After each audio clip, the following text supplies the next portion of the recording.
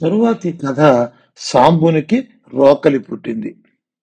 శ్రీకృష్ణుని దర్శించాలని విశ్వామిత్రుడు, అసితుడు, దుర్వాసుడు, భృగువు, అంగిరసుడు, కశ్యపుడు, వామదేవుడు, వాలకీల్యులు, అత్రి, వశిష్ఠుడు, నారదుడు ద్వారకకు వచ్చారు. శ్రీకృష్ణుని దర్శించారు. ఆ దివ్యమంగళ విగ్రహాన్ని కనులారా దర్శించి స్తుతించారు. శ్రీకృష్ణుడు వారికి అతిథి పూజలు చేశాడు. శ్రీకృష్ణుడు వారి రాకలోని ఆంతర్యం కోరాడు.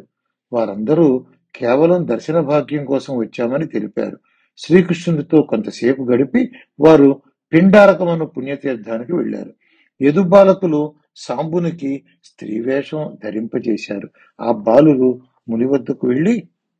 ఈ మునుల వద్దకు వెళ్లి ఈ స్త్రీ గర్భవతి, బాలుడు పుడతాడా, బాలిక పుడుతుందా అని వేళాకుళంగా అడిగారు. మునులు ఆగ్రహించి యదువంశాన్ని క్షయం చేసే రోకలి పుడుతుందని శపించారు. సాంబునికి రోకలి పుట్టింది. వారందరూ భయపడి శ్రీకృష్ణుని వద్దకు వెళ్లారు. శ్రీకృష్ణుడు వారిని మందలించాడు. ఆ రోకలిని సముద్రం దగ్గర ఉన్న కొండపై రాతికి అరగదీసి ఆ చూర్ణాన్ని సముద్రంలో కలిపి రమ్మనమని చెప్పాడు. వారు ఆ రోకలిని అరగదీసి ఆ చూర్ణాన్ని సముద్రంలో కలిపారు. రోకలికి చివర ఉన్న లోహపు ముక్కను పట్టించుకోక సముద్రంలో పడవేసి వెళ్లారు. ఆ లోహపు ముక్కను ఒక చేప మిరిగింది. ఆ చేప ఒక కిరాతకునికి దొరికింది. ఆ చేప పొట్టలో ఉన్న లోహపు ముక్కను తన బాణానికి ముల్కిగా ఏర్పాటు చేసుకున్నాడు. యదుకులంలో ప్రతి ఒక్కరూ సముద్ర తీరంలోకి వెళ్లి పూజలు చేసి, విందు భోజనాలు చేసి, ఒకరితో ఒకరు తగులాడుకుని, అక్కడ దొరికిన తుంగను పీకి దానితో కొట్టుకుని అందరూ మరణించారు. తరువాతి కథ ఉద్ధవునికి శ్రీకృష్ణునిచే జ్ఞానబోధ.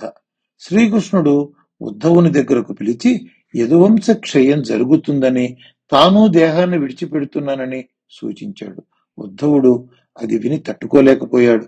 దీనంగా కృష్ణుని స్తుతించాడు. ఇన్నాళ్ళు నీతోనే స్నానము, నీతోనే పానము, ఆహారము, నిద్ర, ఆటపాటలు జరిపాం. నీవు తప్ప మాకు వేరే లోకమే లేదు. అటు యదువంశమును ముగించి నీవు నిష్క్రమిస్తే మా గతి ఏమిటి? మేము ఎలా జీవించగలం అంటూ రోధించాడు.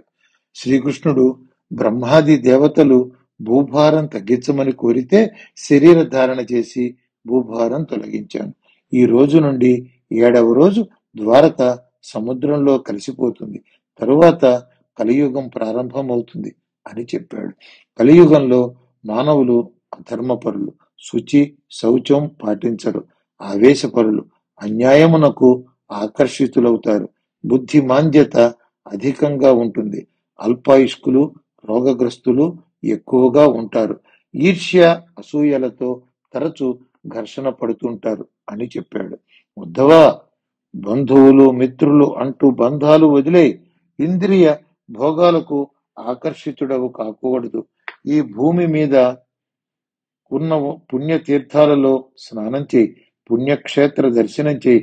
నీ జ్ఞానేంద్రియములతో దర్శించే చరాచర వస్తువులు అన్నీ నశించిపోతాయి అని మర్చిపోవద్దు.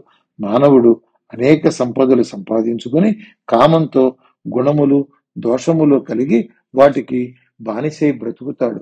ఇంద్రియ నిగ్రహము కలిగి భార్య బిడ్డల యందు సంపదల యందు వ్యామోహం వదిలిపెట్టు. కష్టసుఖాలను సమానంగా స్వీకరించు. ఈ విశ్వాన్ని నేనుగా భావించి జ్ఞానివై సంచరించు అని శ్రీకృష్ణుడు చెప్పాడు. ఉద్ధవుడు భక్తితో స్వామిని ఒక సందేహం వివరించమని వేడుకున్నాడు. సామాన్యులైన ప్రజలు సన్యాస జీవితం గడపలేరు. మరి ఈ సంసార సాగరాన్ని దాటే మార్గం ఏమిటి అని అడిగాడు.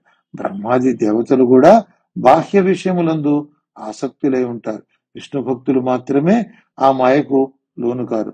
సంసారులకైనా యతీశ్వరులకైనా నీ నామస్మరణ మోక్షాన్నిస్తుంది. నీ పాదములను పట్టి వేడుతున్నాను, నా మీద నీ కృపని వర్షింపచేయి అని దీనంగా ఉద్ధవుడు వేడుకున్నాడు. శ్రీకృష్ణుడు ఆత్మకు బోధించేది ఆత్మయే. తప్పుదారుల్లో నడవకుండా ఉత్తమమైన మార్గంలో పయనించమని చెప్పాడు. సాంఖ్యయోగులు తనను పరమ పురుషునిగా సేవిస్తూ ఉంటారని చెప్పాడు. సర్వజీవులలో మానవులు ఉత్తమోత్తములు. ఆ మానవులలో కూడా నిత్య ధ్యాన తత్పరులైన యోగులు ఉత్తములు. ఆ యోగులలో కూడా తనను సంశయించిన వారికి తన దర్శనం కాదు, తనను చేరలేరు అని చెప్పాడు. శంఖం, చక్రం, గద, ఖడ్గం, సారంగం, కౌమోదకి, కౌస్తుభం ధరించిన విష్ణువును ధ్యానించేవారు ఉత్తమ యోగులు అని చెప్పాడు. శ్రీకృష్ణుడు ఉద్ధవునికి అవధూత యదు సంవాద సారాన్ని తెలియజేశాడు.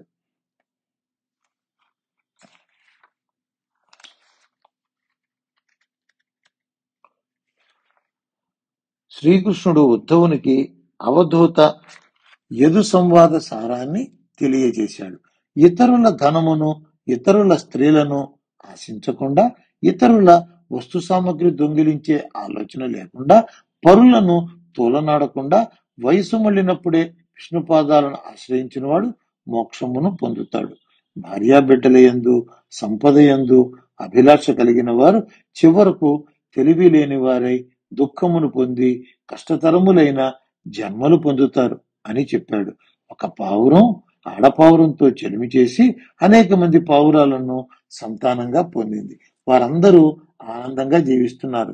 ఒకనాడు ఒక బోయేవాడు వలవేసి ఆడపావురాన్ని, పిల్లలను పట్టుకున్నాడు. మగ పావురం తీవ్ర దుఃఖం పొంది తను కూడా ఆ వలలో చేరి దుఃఖించి అంతమొందింది అని పావురముల కథను శ్రీకృష్ణుడు సోదాహరణంగా వివరించాడు.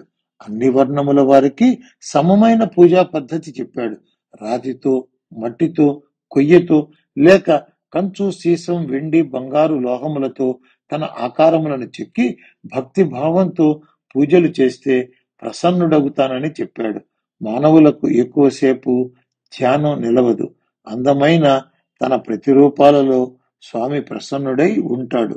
క్షీరసాగరంలో శయనించిన రూపాన్ని భావించి వస్త్రాలు, ఆభరణాలు, పూలమాలలు, మైపోతలు సమర్పించి చక్కని పిండి వంటలతో షోడశోపచారములు, రాజోపచారములు చేస్తూ పూజలు చేయాలి. అది కుదరని వారు మానసికంగా శంఖ చక్ర గదాధారిగా కిరీటమును ధరించిన దివ్యమంగళ విగ్రహమును భావిస్తూ ధ్యానిస్తూ పరవశించే భక్తుడు నాలో ఐక్యమవుతాడు అని శ్రీకృష్ణుడు తన దర్శన రహస్యం చెప్పాడు. సర్వజ్ఞాన సంబంధ విషయములను ఉద్ధవునకు బోధించి పంపివేశాడు. తరువాతి కథ శ్రీకృష్ణునికి బ్రహ్మాది దేవతలు వైకుంఠానికి ఆహ్వానం. దేవతలు, గరుడులు, విద్యాధరులు, రుద్రుడు, బ్రహ్మ, మునులతో కలిసి శ్రీకృష్ణుని దర్శించటానికి ద్వారకకు వచ్చారు. శ్రీకృష్ణుని స్తుతించారు. వారందరూ శ్రీకృష్ణునితో, దేవదేవ, నీవు భూభారం తగ్గించడానికి భూలోకానికి వచ్చి 120 సంవత్సరాలు గడిచాయి. నీ రాక కోసం వైకుంఠం ఎదురు చూస్తోంది. అవతారం చాలించి వైకుంఠానికి రావలసిందిగా కోరారు. శ్రీకృష్ణుడు వారితో, యాదవ వీరులు త్వరలో అంతఃకలహాలతో మరణించబోతున్నారు. వెనువెంటనే వైకుంఠానికి వస్తాను అని చెప్పి వారిని సాగనంపాడు. శ్రీకృష్ణుడు యాదవ వీరులందరినీ పిలిచి, ద్వారకలో దుశ్శకునాలు కనిపిస్తున్నాయి. యదువంశ శ్రేష్ఠులరా, కాకులు, గుడ్లగూబలు స్వర్ణ సౌధాలలో పగటిపూట ఏడుస్తున్నాయి. అశ్వముల తోకలకు మంటలంటుకుంటున్నాయి. చిలుకలు, గోరువంకలు రాత్రిపూట భీకరంగా అరుస్తున్నాయి. ఒక జంతువు వేరొక జంతువుకు జన్మనిస్తోంది. పౌరుల గృహములలో ఉల్కలు పుడుతున్నాయి. సాక్షాత్తు సూర్యబింబమును ఆవిరి కమ్మేస్తోంది. అనేక ఉత్పాతములు కనిపిస్తున్నాయి. మీరందరూ ప్రభాస తీర్థానికి శాంతి పూజలు చేయమని చెప్పాడు. వారందరూ ఉత్సవంను జరుపుకోవటానికి ప్రభాస తీర్థానికి వెళ్లారు. ఉద్ధవుడు శ్రీకృష్ణునితో, యాదవ జాతి నశిస్తే మా బ్రతుకులు ఏమిటి అని అడిగాడు. శ్రీకృష్ణుడు, 7 రోజులలో సముద్రుడు ద్వారకను ముంచివేయబోతున్నాడు. యాదవ జాతి అంతం అవబోతోంది.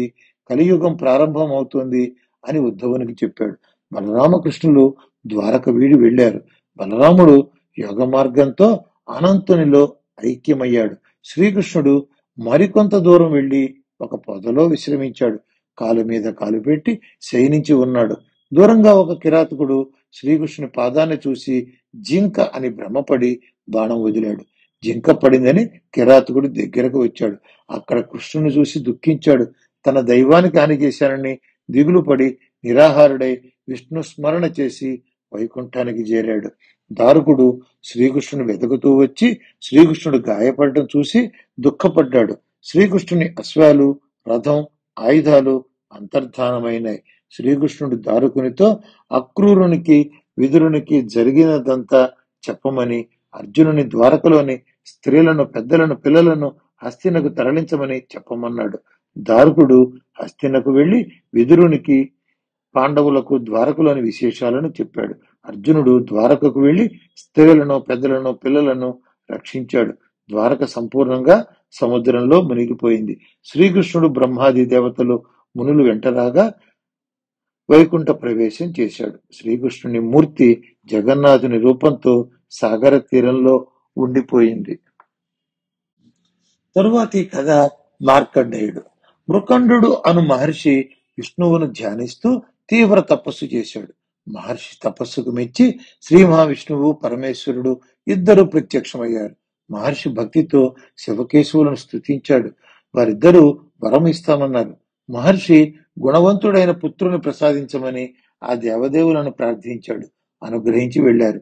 ఆ మృకుండ మహర్షికి మార్కండేయుడు అను గొప్ప తపస్వి పుట్టాడు. మార్కండేయుని బాల్యంలోనే మృత్యువు కబళించబోయింది. మృత్యువును నిర్వరించి 10,000 సంవత్సరాలు తీవ్ర తపస్సు చేశాడు. మార్కండేయుడు తపస్సు చేస్తున్న తపోవనం పుష్పములతో, తీయని పండ్లతో నిండి ఉన్నది. తుమ్మెదలు, చిలుకలు, కోకిలలు, పక్షుల కిలకిల రావములతో శ్రవ్యమైన సంగీత గోష్ఠిలాగా ఉన్నది. తపోవనానికి చుట్టూ వేలాది సరోవరముల యందు కొంగలు, బెగ్గురులు, జక్కములు, పరిటి పక్షులు తిరుగాడుతున్నాయి. సహజ వైరం వీడి అనేక జంతువులు సఖ్యతతో కలిసి జీవిస్తున్నాయి. జడలు కట్టి నారచీరలు ధరించి తీవ్ర తపస్సు చేస్తున్న మార్కండేయుడు అగ్నివలే గొప్ప తేజస్సుతో వెలిగిపోతున్నాడు. ఆయన తపస్సులోని తీవ్రతకు ఇంద్రుడు భయపడి అప్సరసలను తపోభంగం చేయటానికి పంపాడు. వారు ఎంత ప్రయత్నించినా వారి అందచందాలకు, ఆటపాటలకు మార్కండేయుడు చెలించలేదు. అప్సరసలు భంగపాటు చెంది తిరిగి ఇంద్రుని వద్దకు వెళ్లారు. శ్రీ మహావిష్ణువు మార్కండేయుని తపస్సుకు మెచ్చి దర్శనమిచ్చాడు. వరమిస్తాను, కోరుకోమన్నాడు. మార్కండేయుడు సశరీరంగా విష్ణునామం స్మరిస్తూ అనేక యుగములు జీవించే భాగ్యం అనుగ్రహించమన్నాడు. శ్రీహరి మార్కండేయునికి దీర్ఘ ఆయుర్దాయం అనుగ్రహించి వెళ్ళాడు. మార్కండేయుడు శివుని అనుగ్రహం కోసం తపస్సు చేశాడు. 100 సంవత్సరాల పాటు మేఘాలు విడవకుండా కుండపోతగా భూమి మీద వర్షించి జలమయం చేశాయి. సర్వం జలమయం, అంధకారం. మార్కండేయుడు ఆ నీళ్ల మధ్యలో వటపత్రం మీద పవళించిన బాలుని ఉదరంలోకి ప్రవేశించి రక్షణ పొందాడు. విష్ణునామ స్మరణతో వెలుపలికి వచ్చి ఆ బాలుని ఆలింగనం చేయబోయాడు. బాలుని రూపంలో ఉన్న విష్ణువు అంతర్ధానం చెందాడు. మరలా సృష్టి ప్రారంభమైంది. మార్కండేయుడు మళ్లీ తన ఆశ్రమంలో తపస్సు ఆరంభించాడు. పార్వతీదేవి మార్కండేయుని తపస్సుకు మెచ్చి పరమేశ్వరునితో కలిసి వచ్చి దర్శనమిచ్చింది. శివుడు మార్కండేయుని మనసులో ప్రవేశించాడు. మార్కండేయుడు కనులు తెరిచాడు. ఎదురుగా పార్వతీ పరమేశ్వరులు. మార్కండేయుడు తన్మయత్వం చెంది పార్వతీ పరమేశ్వరులను భక్తితో స్తుతించాడు. మార్కండేయుని అభిలాష గ్రహించి విష్ణుమాయను అనుభవింపజేశాడు. మార్కండేయుడు తనకు ఎల్లప్పుడూ వాసుదేవుని పాదపద్మాలను పూజించే బుద్ధిని, మరణము దరిచేరకుండా ఉండే భాగ్యాన్ని వరంగా పరమేశ్వరుని కోరుకున్నాడు. పరమేశ్వరుడు మార్కండేయుడు కోరిన వరాలు ప్రసాదించాడు. 1,000,000 కల్పాలు జీవించే భాగ్యం అనుగ్రహించాడు. ఆ విధంగా శివకేశవుల అనుగ్రహం పొందిన మార్కండేయుడు చిరంజీవి. తరువాతి కథ పరీక్షిత్తుకు తక్షక కాటు. గంగా తీరంలో సుఖమహర్షి పరీక్షిత్తు మహారాజుకు భాగవతమును సంపూర్ణంగా బోధించాడు. రాజ్యకాంక్ష, భార్యాపుత్రుల మీద వ్యామోహం విడిచిపెట్టమని చెప్పాడు. మనస్సును హరియందు లగ్నం చేసి హరినామ స్మరణ చేస్తూ ఉండమని చెప్పాడు. సుఖమహర్షి తన స్థానానికి వెళ్ళాడు. పరీక్షిత్తు దర్భాసనం మీద కూర్చుని విష్ణు ధ్యానంలో లీనమైనాడు. శృంగి ఆజ్ఞను పాలించటానికి తక్షకుడు విప్రుని రూపంలో పరీక్షిత్ మహారాజును కాటు వేయటం కోసం వేగంగా కదలి వస్తున్నాడు. దారిలో కాశ్యపుడు అను విషవైద్యుని కలిశాడు. కాశ్యపుడు పరీక్షిత్తుకు తక్షకుడు కాటు వేస్తాడని, ఆ పాము కాటుకు తాను విరుగుడు మందు వేయటానికి వెడుతున్నానని తక్షకునికి చెప్పాడు. తక్షకుడు కాశ్యపునితో మరణం ఎవరికైనా తప్పదని, దానికోసం అంత దూరం వెళ్ళటం అనవసరం అని నిరుత్సాహపరిచాడు. రాజుగారు ఇచ్చే ధనం తానే ఇస్తానని చెప్పి అధిక ధనం ఆ విప్రునికిచ్చి సంతోషపరిచి ఆ వైద్యుని వెనుకకు పంపించాడు. తక్షకుడు ఒక ఫలమును రాజుగారికి ఇవ్వమని విప్రులకు అందించాడు. విప్రులు అందించిన ప్రసాదముగా ఆ ఫలమును పరీక్షిత్తు స్వీకరించాడు. ఆ ఫలమును పరీక్షిత్తు కొరకగానే అందులో నుండి తక్షకుడు కీటకం వలె బయటకు వచ్చి పరీక్షిత్తును కాటువేశాడు. తక్షకుని భయంకర విషానికి పరీక్షిత్తు దేహం కాలి మసి అయింది. ఆకాశం నుండి దేవతలు, ఋషులు, గురువులు ఉద్వేగం పొందారు. ప్రజలు గగ్గోలు పెట్టారు. జనమేజయుడు తండ్రి మరణానికి ఆగ్రహించాడు. సర్పయాగం నిర్వహించాడు. కోట్ల సర్పాలు అగ్నికి ఆహుతి అయ్యాయి. తక్షకుని ఆవాహన చేయగా తక్షకుడు ఇంద్రుని ఆశ్రయించి ఇంద్రుని రక్షణలో ఉన్నాడు. ఇంద్రునితో సహా తక్షకుడు రావాలని మంత్రాలు పఠించగా ఇంద్రునితో సహా తక్షకుడు దిగి వస్తున్నాడు. అంగిరసుడు ప్రమాదాన్ని గుర్తించి జనమేజయుని స్తుతించి ప్రసన్నుని చేశాడు. ప్రతీకారం విడిచిపెట్టమని బోధించాడు. జనమేజయుడు అంగిరసుడు యందు గౌరవంతో సర్పయాగాన్ని నిలిపివేశాడు. దేవతలు జనమేజయుని అభినందిస్తూ పుష్పములు కురిపించారు. జనమేజయుడు రాజధానికి వెళ్లి విష్ణు భక్తుడై రాజ్యపాలన చేశాడు. అందరికీ నమస్కారం. ఈ వీడియో మీకు నచ్చినట్టయితే, ఇలాంటి మరిన్ని వీడియోలు చూడాలనుకుంటే మన ఛానల్ని లైక్ చేయండి, సబ్స్క్రైబ్ చేయండి. ధన్యవాదాలు.